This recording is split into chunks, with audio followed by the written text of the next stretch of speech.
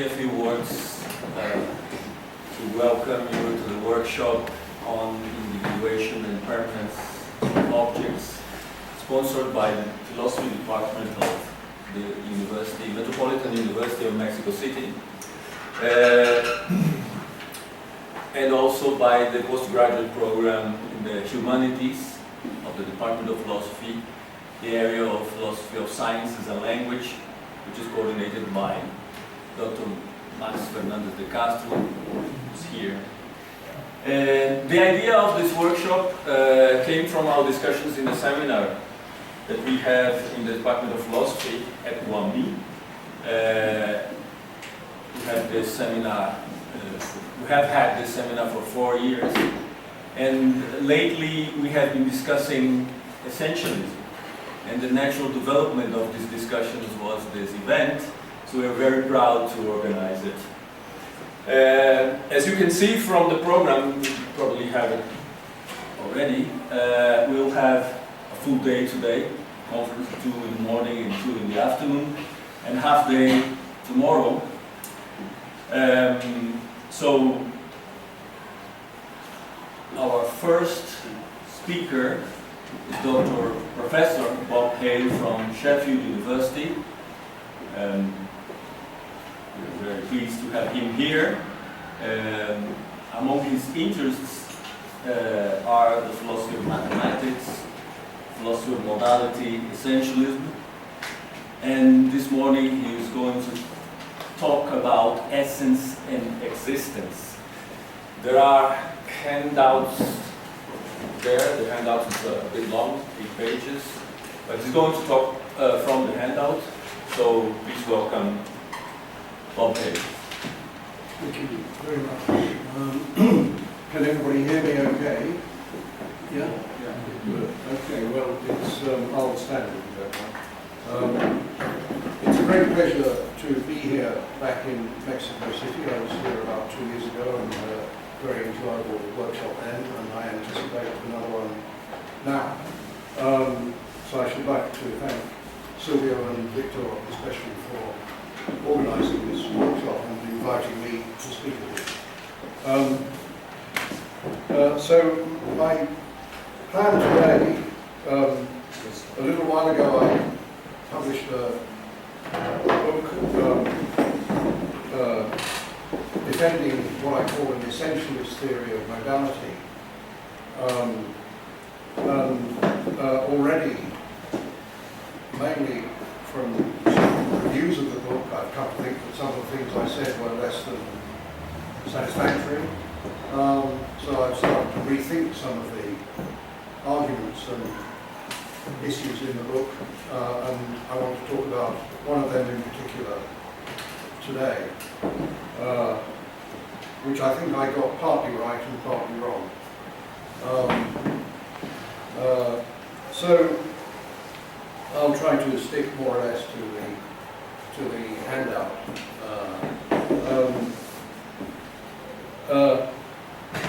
The central questions in the philosophy of modality are, I should put my watch and keep my own things.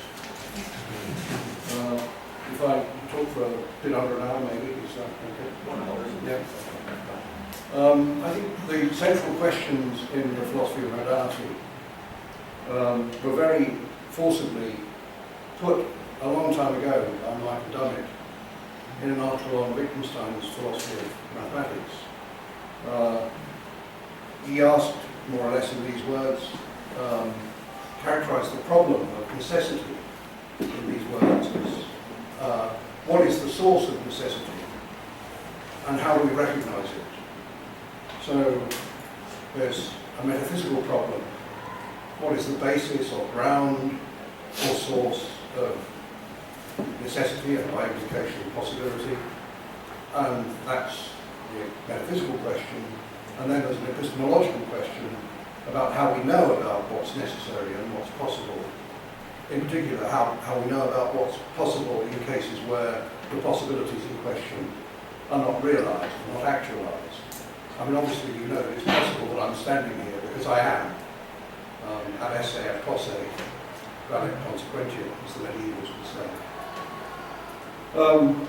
So a question that's answered by what I call an essentialist theory of modality, of necessity and possibility, is the first, the metaphysical question. And the idea for this kind of answer, so far as I know, goes back to a paper by Kit Fine called Essence and Modality, in which Fine argues against the prevailing view that essential properties and essence could be explained in terms of de re necessity, and proposes the opposite, reverse view, that we should explain what metaphysical necessity is in terms of the notion of essence or the nature of things. And with that much at least I agree.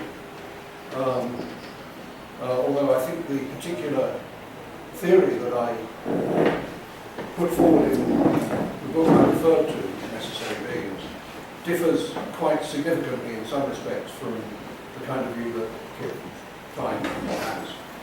And I'll try and say a little bit about that very briefly in a minute. But anyway, one can characterize the broad shape of an essentialist theory of necessity and possibility in this way, that what is necessary is what is true in virtue of the essence or nature of something or things, and what is possible is what is not ruled out by the natures of any things. So if one makes use of a rather handy piece of notation that Kit introduces in that paper that I referred to, which is sort of, can I write on something?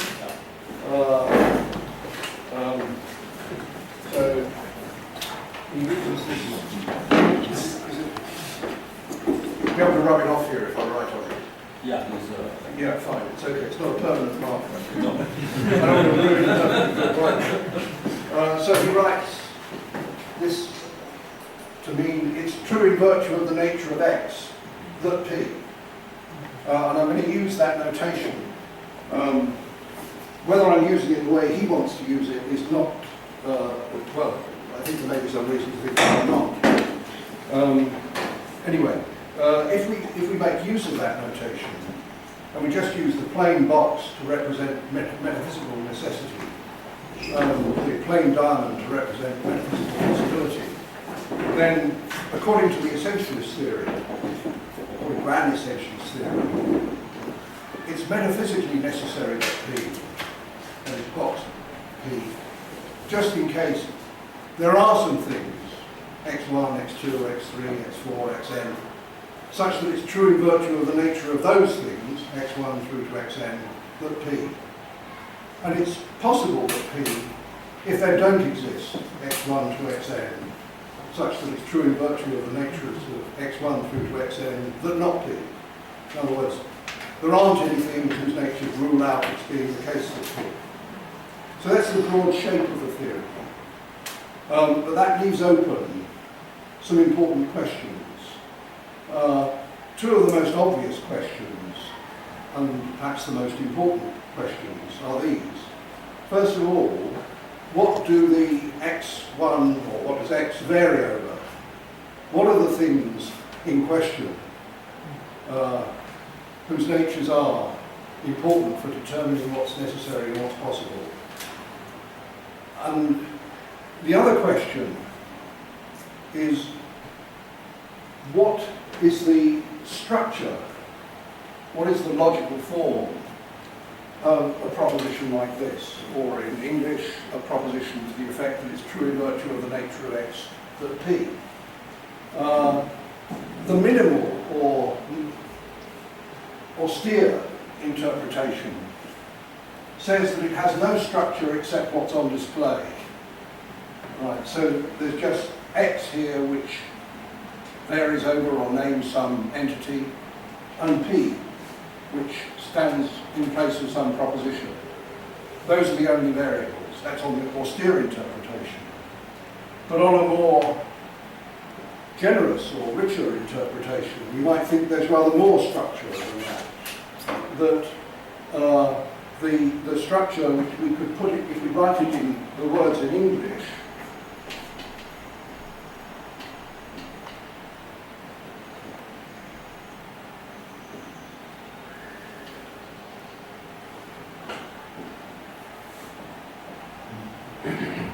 anybody read that? So it's true in virtue of the nature of X that P. You could say, well, we've got the notion, we've got the truth predicate, or the truth operator, it's true that, right? And then we've got a clause saying that holds because, or in virtue of, and then the nature of an X. So that we have an object or an entity X, and then there's something else, the nature of X, and it's because of that, or some factors about that, that P. So that's a whole lot more structure. And I think that's one of the points at which my view might depart from what Kip has in mind. I think he has a more austere reading of the operator in mind than I do. So for me, there are these entities, natures, in addition to the things that have them. And the question then arises, what are they? Well, I'll come back to that question in a bit. But there's the first question I raised about what the range of the variable X here is, arises on either the austere or the less austere reading of the theory. Clearly, English grammar requires a certain kind of expression to go in here. So it would be all right to put in there some general common noun like man or mammal or horse or planet or whatever, or some, a noun like water, for example. So we could say something like, it's true in virtue of the nature of water that water is composed of hydrogen and oxygen. This might even be true. We could also put in there,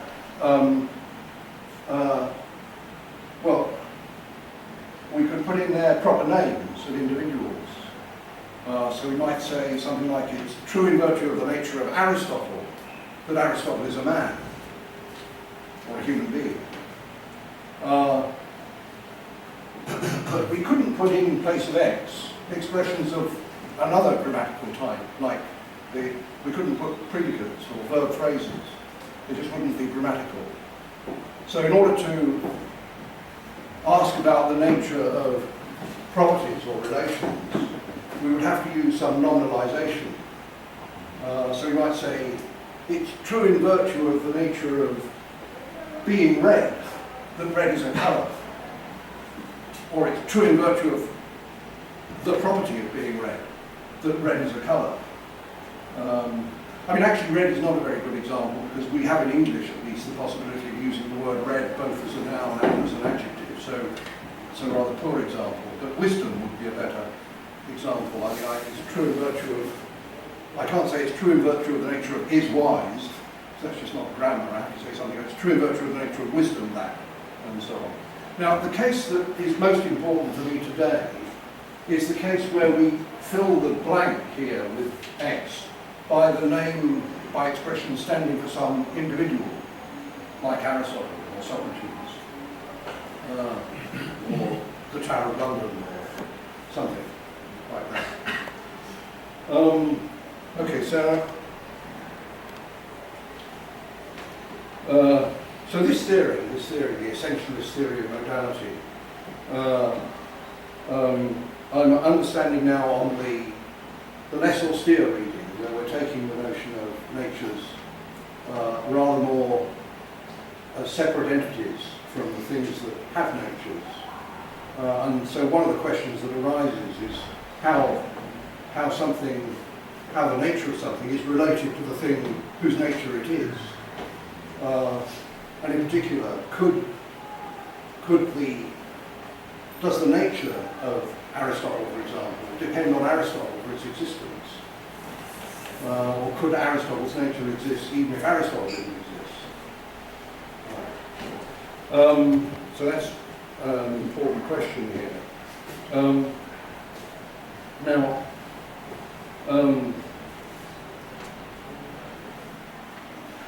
the particular problems that I want to try and talk about today are focused on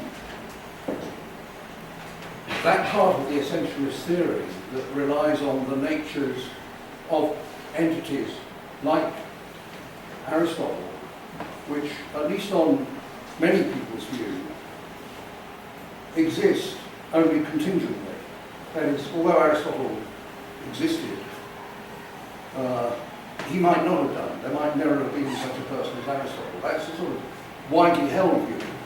It's of course not a universally held view, because recently some very able philosophers have defended a position known as necessitism, at least by one of the proponents of the view, Tim Williamson, according to which you and I and Aristotle exist necessarily. What's contingent is whether we're concrete or not. When we aren't concrete, we're possible people, but we exist as possible people.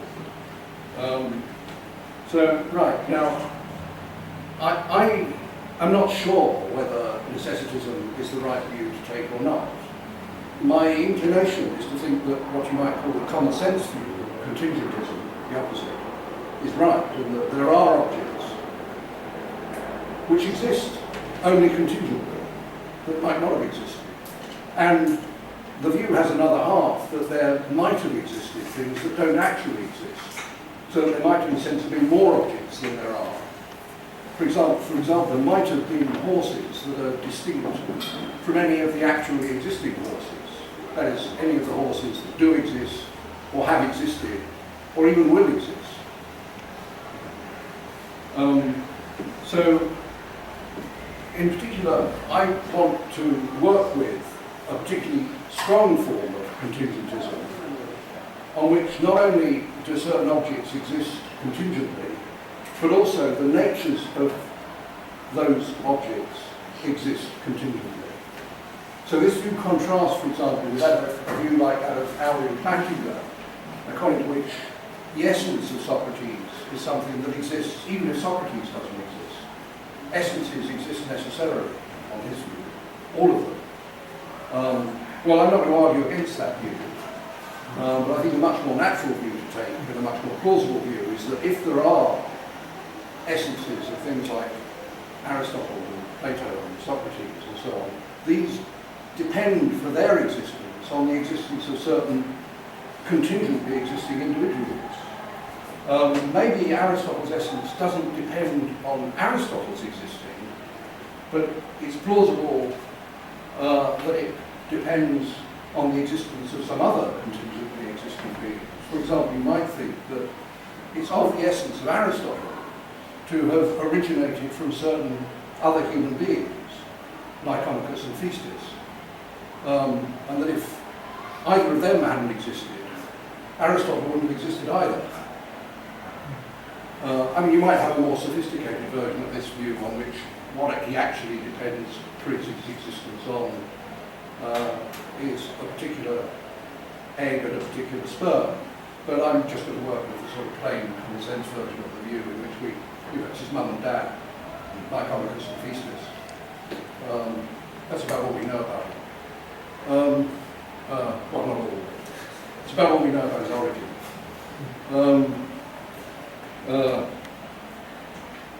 Okay, I'm going to work with that view. So I'm subscribing, at least for the sake of the discussion in this paper, to what I call strong contingentism, which, as you can see in 1.1 on the handout, is the view that some things which actually exist and their natures might not have existed, and that there might have existed some things other than the things that actually exist, and they too, if they had existed, would have had natures other than any of the natures that actually exist. The other important element in the problems that I want to talk about is what I call the thesis of strong metaphysical modality. So if we use the plain box to represent metaphysical necessity, and corresponding with the plain diamond to represent metaphysical possibility, the question arises, what is the modal logic of this necessity operator, this corresponding possibility operator?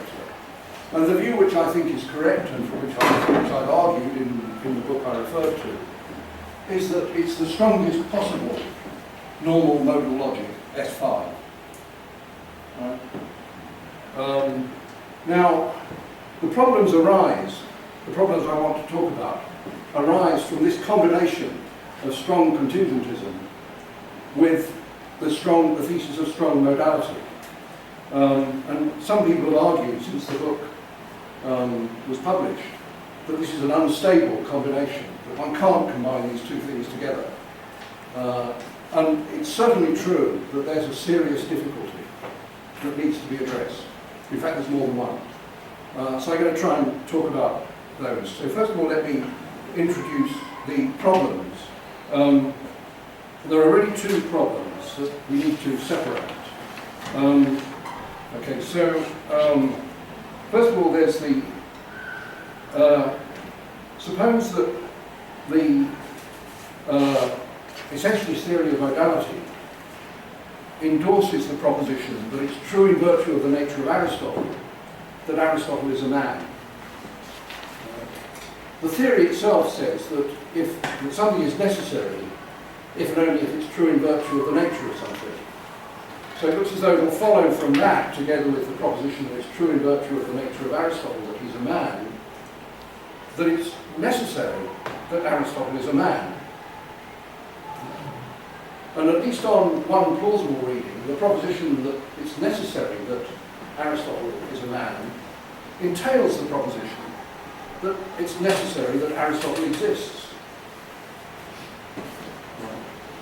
But then it looks as though there's a direct conflict between the essentialist theory of modality and strong contingentism, which allows that people like Aristotle might not have existed.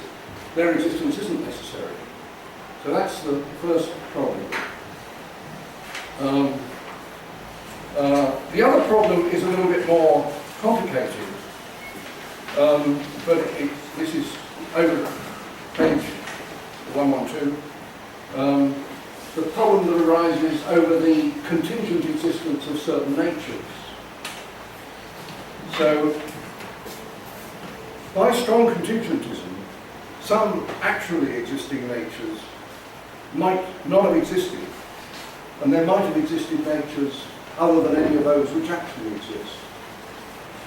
Now, as we've seen, the essentialist theory explains what's necessary as what is true in virtue of the natures of certain things, some things or other.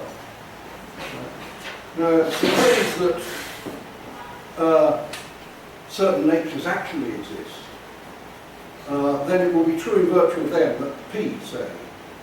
But perhaps those natures, if they're the natures of contingently existing things, might not have existed. And if they hadn't existed, then maybe it wouldn't have been necessary after all that P. So it looks as though the essentialist theory is in trouble, given that some natures exist only contingently, because what it says is necessary might only be necessary contingently on the existence of those natures. And if those natures hadn't existed, then the opposite would have been possibly true. And there's a parallel problem about new natures, as it were. If there were extra natures, then certain things that are not ruled out by the natures of existing things might have been ruled out by the natures of these new things. I mean, these new natures that don't actually exist but might have done. So something that is, as it stands, metaphysically possible, would turn out not to be metaphysically possible after all, because there could be natures which would rule it out. So it looks as though the essentialist theory is, when combined with contingentism about the existence of certain natures, is going to give the wrong results. The problem arises because the theory uses unmodalized quantification over existing natures Right. It looks as though in order to put the problem right, what you should say is something like, it's necessary that P, if necessarily there are some natures such that those natures guarantee the truth of P, or it's true in virtue of those natures that P. But of course, once you say that, you give the game away, because now you're appealing to an unexplained notion of necessity in the theory. Yeah. So it's between a rock and a hard place, as we put it sometimes. Yeah. Okay, so difficult. Okay, so I want to try and talk about both of these problems. I'm slightly worried that I won't manage to talk about both of them as much as I'd like, because I'm not going fast enough. I could try speeding up, but I think it's probably better if I just cut down what I'm going to do. We can let stuff come up in discussion. Okay, so let us look a bit more at the first problem, the problem posed or caused just directly by the fact, or what we're assuming to be a fact, that certain things exist only contingently. Which conflicts then with the apparent consequence of the essentialist theory that Aristotle's existence turns out to be necessary. We can set out the argument which leads to the unpalatable conclusion a little bit more fully, and that's done in section 2.1 on the handout. So you could put the argument like this. Premise 1. It's true in virtue of the nature of Aristotle that Aristotle is a man. Premise 2 is then the plausible looking premise that for any proposition P and for any entity X, if it's true in virtue of the nature of X that P, then it's necessary to P. That's, although I'm putting that as an assumption in the argument, that looks as though that comes straight out of the essentialist theory of modality. It's a direct consequence of the essentialist theory. Indeed, that it is the core of the essentialist theory. And it looks as though it follows from those that necessarily Aristotle is a man. Right? But then, further assumption, it seems as though for any x, so it's necessary that for any x, if x has a certain property phi, well, for any x and for any phi, if phi x, then x exists. You know? That is, things can't have properties unless they exist. As a matter of necessity, they can't have properties unless they exist. And from that, it seems to follow that it's necessary that if Aristotle is a man, then he exists. But now that, together with the conclusion, the intermediate conclusion we derive that Aristotle is necessarily a man, seems to entail the conclusion that Aristotle exists necessarily. There's our problem. What might we do about it? I mean, the advantage of setting out the argument a bit more fully is that it draws attention to things that we might try to deny. We might wonder whether the argument is valid, or we might wonder whether some of the premises might be disputed. Well, some of the premises might indeed be disputed. For example, premise 4, which says that nothing can have, well, that no open sentence phi x can be true unless x exists, could certainly be disputed. For example, you could take, say, the proposition of that form that either 2 plus 2 is 4 or Aristotle is a man, right? It seems as though that could perfectly well be true without Aristotle existing, because it could be true because 2 plus 2 is 4. Yeah. So it looks as though you might need to restrict this premise in order to have something that's plausibly true.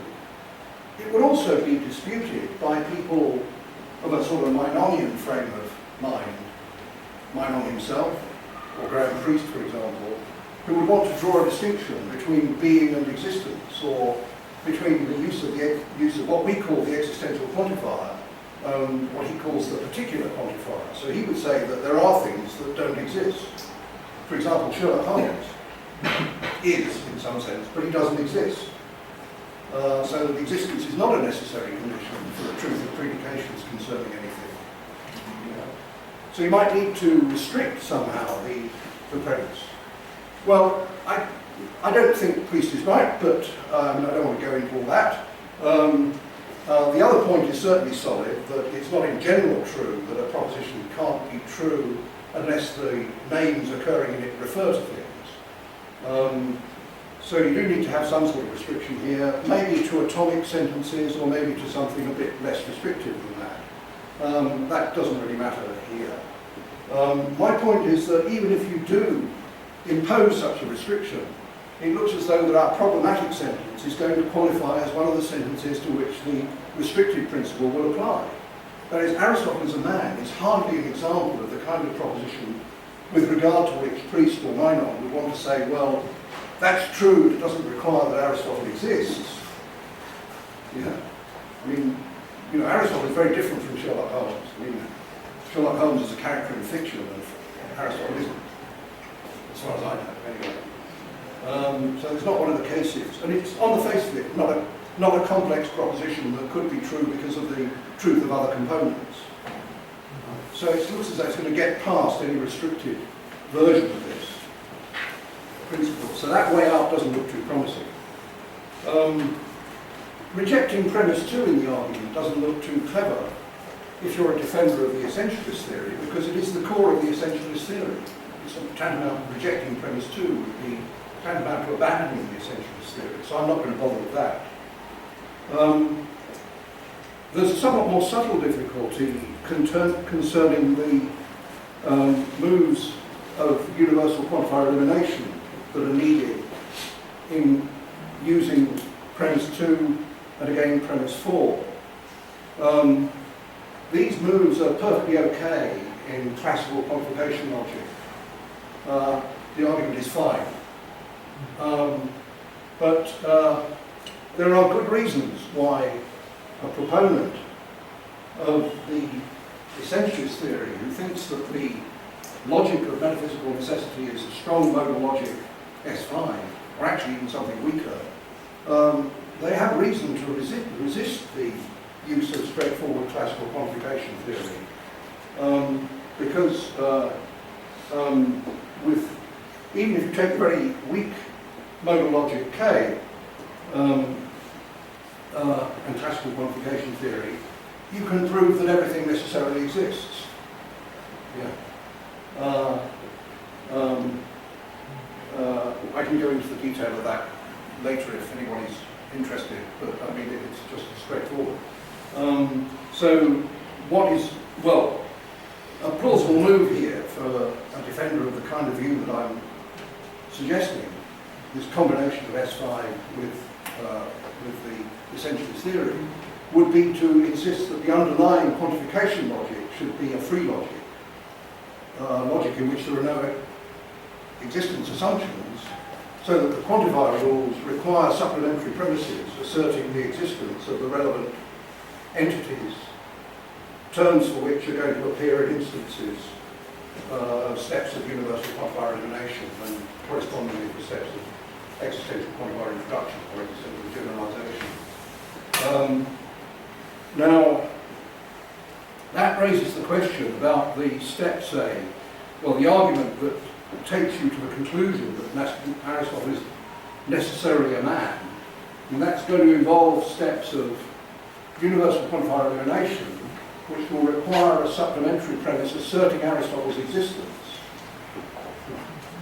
And then when you come to do the you'll need then to do a necessity introduction step, or a step of necessitation, which will then be invalidated because one of the premises for the step will not be an appropriately modal premise. It will be just a contingent premise asserting Aristotle's existence. So that the move from Aristotle as a man to necessarily Aristotle as a man that you will be involved in if you spell out this argument in full will be invalid. So unless you've got a suitable supplementary premise guaranteeing Aristotle's existence, Okay, so can one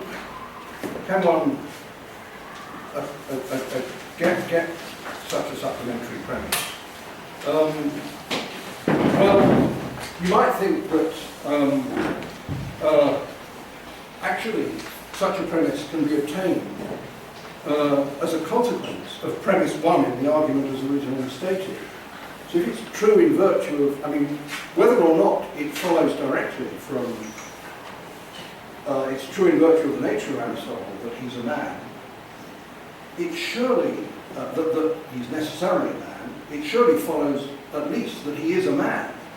That is, it's true that he's a man. You know? So it looks as though premise 1 itself entails a suitable premise, supplementary premise for the negative-free universal quantifier introduction step that we need further down the argument. And if that premise then follows from premise 1, the crucial question is whether premise 1 itself is a suitably modal premise for the subsequent step of universal quantifier introduction, of necessity introduction, rather, or the step of necessitation. Now, the problem that I'm faced with is that this operator, it looks sort of like a modal operator, but we shouldn't be fooled by that. It's not a necessity operator. It just means this list abbreviates. It's true in virtue of the nature of X plus P. We have no right to read it as a modal operator. However, things are a bit more complicated because you would expect that if the theory is any good at all, it's true in virtue of the nature of X that P will entail its own necessitation. That is this. Yeah.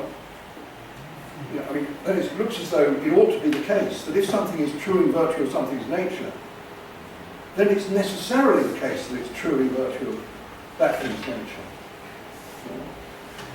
Yeah. If it could have been otherwise, then what's the force of saying that it's the nature of the thing that is true?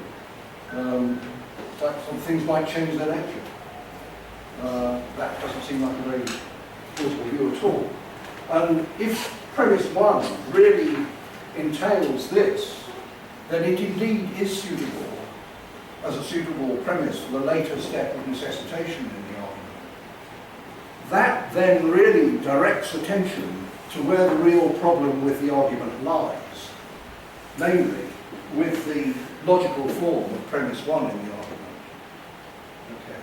Okay. In effect, what we're getting is that on the construal of the argument that we have, or the construal of premise 1 we have so far, it's true in virtue of the nature of Aristotle that Aristotle is a man, entails that Aristotle is a man. And that in turn entails that Aristotle exists. Right? But then it looks as though Aristotle's existence is guaranteed by his nature. Essence entails existence. That just seems wrong. We should reject that. Okay, so now if I had more time, I was going to discuss a very interesting proposal put forward by Kit Vine in an article of his called Necessity and Non-Existence, in which he confronts something very close to this problem. His example is slightly different, as you can see if you look at section 2.2.1 of the handout. But because I'm going to run out of time if I do that, before I've got to the other stuff I want to say, I'm going to skip the discussion of Fine. And I'll just say that although I think Fine's view is interesting, I think it depends on a distinction which doesn't explain at all clearly and which can't be explained satisfactorily. End of that. So I'm going to reject Fine's solution to this problem. The interest of Fine's solution is that, like the solution I'm going to propose, it calls into question the idea that propositions about the essence or nature of something entail propositions about the existence of the thing. Right? So he, like me, thinks that the proposition that it's true in virtue of Aristotle's nature, that Aristotle is a man, doesn't entail, or shouldn't be understood as entailing Aristotle's existence. Where we differ is over how to explain that. And I want to explain it in a very simple way. I want to say that we've got the logical form of statements of what's true in virtue of the nature of something wrong. So we can see this if we think about examples like it's true in virtue of the nature of snails that snails are mollusks. Well, say that. Now, it seems to me that that statement could be true even if snails were to become extinct. I would be very glad if they became extinct because they ruin my garden. But anyway, it isn't going to happen in a hurry. Okay, so it's true in virtue of the nature of snails that they're mollusks. What is the logical form of that proposition? It seems to me that the logical form is really the form of a certain kind of universally quantified conditional statement, or equivalently, a denial of existence. Not an assertion of existence, but a denial of existence. We want an explanation of what the claim means that is consistent with the non-existence of snails. I mean, that it could be true even if there aren't any snails. The best way to see that is to see that what it really says is that it's what's true in virtue of the nature of snails is that if anything is a snail, then it's a mollusk. Yeah. Right? And then we should do, right, and that gets you an explanation of this, the form of this statement about the nature or essence of snails that doesn't entail the existence of snails, which is what we want. Now we should apply exactly the same idea to the claim about Aristotle. What's true in virtue of the nature of Aristotle is not that Aristotle is a man, simpliciter, but that nothing is Aristotle that isn't a man. Yeah, that is, that if anything is Aristotle, it's a man. So what's true in virtue of the nature of Aristotle is a conditional sentence. For all x, if x is Aristotle, then x is a man. And if you now put that in the argument, the problematic argument of section 2.1, like you replace the original premise necessarily, but true in virtue of the nature of Aristotle, that Aristotle is a man, by it's true in virtue of the nature of Aristotle that if anything is Aristotle, it's a man, then of course the argument collapses. We don't get to the conclusion that necessarily Aristotle exists. Right. After all. Yeah. Because at the crucial point where in the original argument you have the conclusion necessarily Aristotle is a man, right? What you get at that point in the argument is necessarily, if anything is Aristotle, it's a man. And in order to get from that to necessarily Aristotle exists, you need the premise asserting that something is Aristotle. And you aren't going to get that from anywhere else except by just asserting it as a separate premise. And that's then going to screw up the necessitation steps later in the argument. Right. So that solves that problem. Very simple. And, well, I'm not justified by what I've said in saying this here, but this same move solves Kip Fine's problem as well, much more simply than his own solution would. Okay, well, so that's the first of the two problems. I think I've probably got just about enough time to talk about the other problem, in a way the more subtle problem, about the contingent existence of certain natures and the impact of allowing that on an essentialist theory which combines with a view of strong metaphysical modality on which the metaphysical necessity operator and metaphysical possibility operator conform to the S5 principles.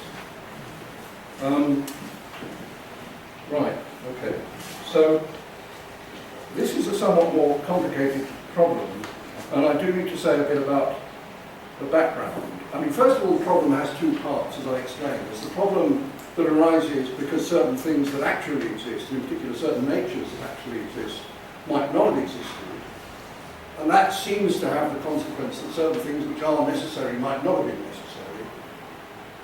And then there's the opposite part of the problem, that certain natures which don't actually exist might have existed, and had they existed, certain things which, as things stand, appear to be possible, wouldn't really be possible because they'd be ruled out by those new natures.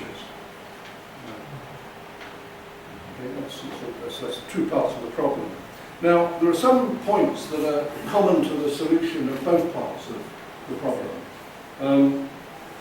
And this takes us back to some questions about what's behind the essentialist theory as I'm presenting it, the version of the essentialist theory I want to defend. So first of all is the question, what are essences or natures? Well, on my view, the essence of something is a property, a complex property of the thing.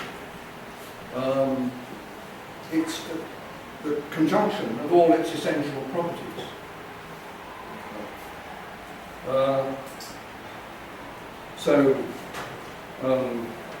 Maybe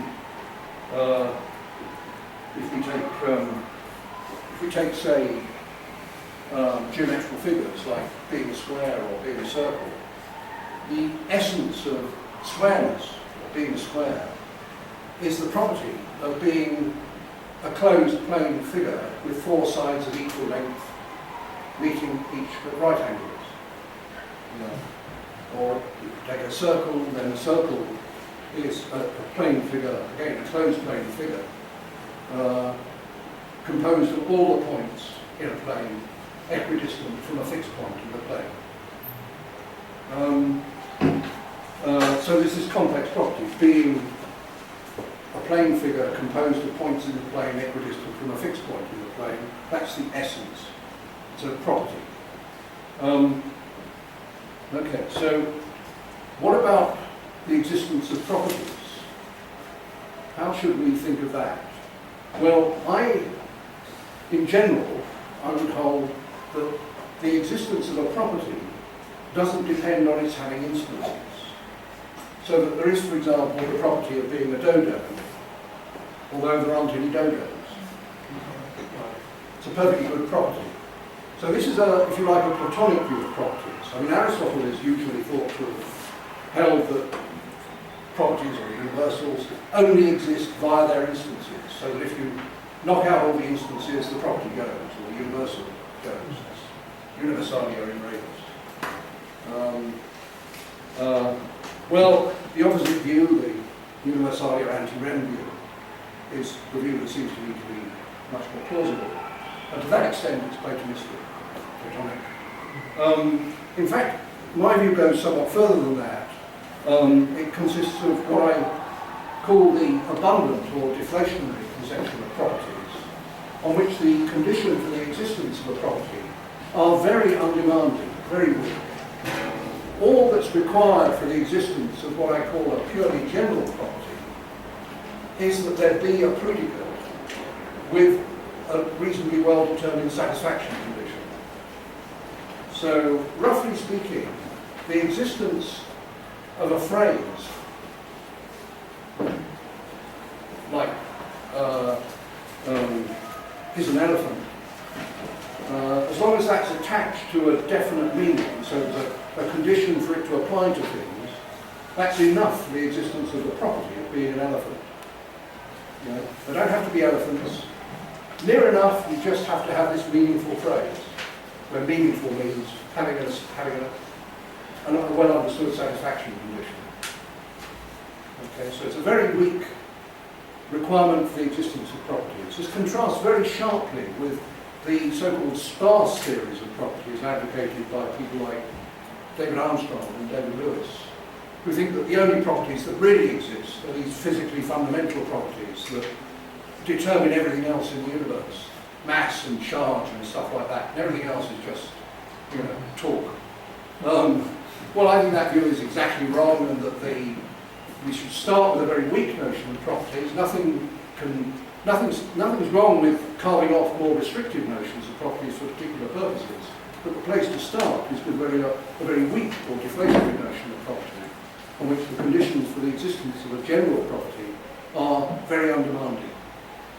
Okay, in fact, all that's required is not that there even actually be a predicate in the language for the property, but there could be. Right, so it's an essentially modal notion. Yeah? So if P is a purely general property, then P exists if it's possible that there exists a predicate Q, such that Q expresses P. Now, I think if you think about it, you'll see that if you adopt that principle, and you assume that the modality involved, the can, is an S5 modality, you're able to prove that any purely general properties there are exist as a matter of necessity. Yeah? That is, the only properties, well, all purely general properties necessarily exist, and the only properties that the properties that exist, the purely general properties that exist are the only purely general properties. Yeah. So you get quite an interesting metaphysical result out of this theory. Okay. Now, not all properties are purely general. There are properties like being Aristotle's brother, for example, which depends for its existence on Aristotle's existence. So if Aristotle's existence is contingent, then so is the existence of that property. If Aristotle had no siblings, in particular no male siblings, then there is no such property as being Aristotle's brother. Okay. Now, this is by way of background. One conclusion we can draw from what I've said, if we accept it, is that if there is any contingency about what natures there are, it's contingency concerning those natures or essences that are impure properties, that is, involve properties of, that themselves involve contingently existing objects.